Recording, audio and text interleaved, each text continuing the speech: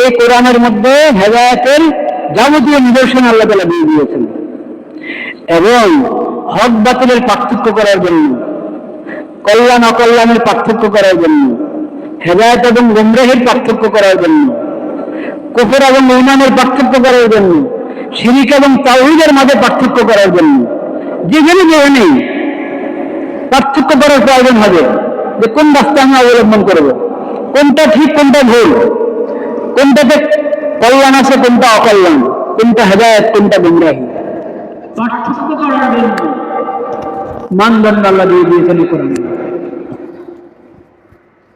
এমন কিতাব, হেদায়েতের এমন কিতাব তোমরা পেয়েছো এই মাসে, কাজেই যে রমজান মাসে উপনীত হবে সে যেন রোজা রাখে। এটা কোরআনের নিয়ামতের শুকরিয়া, বলেন সুবহানাল্লাহ। আল্লাহর দেওয়া নিয়ামত কোরআন কারীম। কোরআন না পেলে ঈমান পেতাম কোথায়? কোরআন না পেলে ইসলাম পেতাম কোথায়? আমরা কোরআন না পেলে ইসলামী শরীয়ত কোথায় পেতাম? কোরআন না পেলে হেদায়েত কোথায় পেতাম? এমন নিয়ামত, এত বড় নিয়ামত এই রমজান মাসে আমরা পেয়েছি। তো আল্লাহ বলেন এই নিয়ামতের শুকর আদায় করো। যে রমজান মাসে উপনীত হবে সে যেন রোজা রাখে।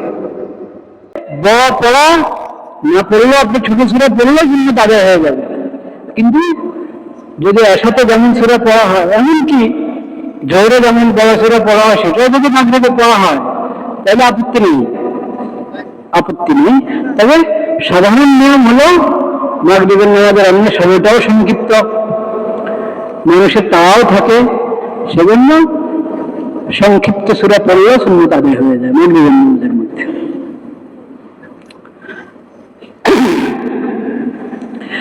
তো বলছিলাম যে তারাবিহের নামাজ সুন্নতে মুআক্কাদা।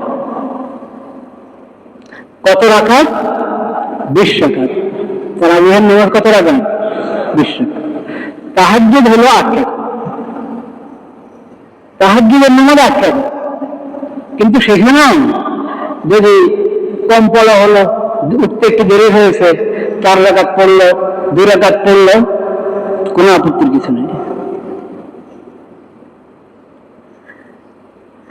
আর সময় একটু বেশি পেলাম, আজকে তাহাজ্জুদে বেশি তেলাওয়াত করলো, তো বেশি রাকাত পড়তে যাচ্ছি, তো তাহাজ্জুদের মধ্যে যদি 8 রাকাতের বেশি পড়া হয় সেটা তো আপত্তি নেই, সেটাও সুন্নাহ পরিপন্থী নেই।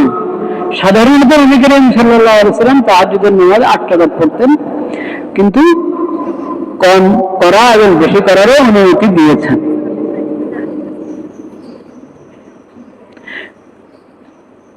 তারাবিহের নামাজটা হলো 20 রাকাত। এখন আল্লাহর কোন বান্দা আছে যে সে তারাবিহের মধ্যে অনেক পারা পড়বে, অনেক পারা পড়বে, 3 পারা 4 পারা 5 পারা একা পড়ছে, বা ওনার পিছনে 2-3 জন এমন দাঁড়িয়েছে ওনার মতো মজবুত, অনেক পারা উনি পড়তে পারছেন, মসজিদের ভিতরে নিজেরা খতম করছেন, অনেক পারা পড়তে যাচ্ছেন।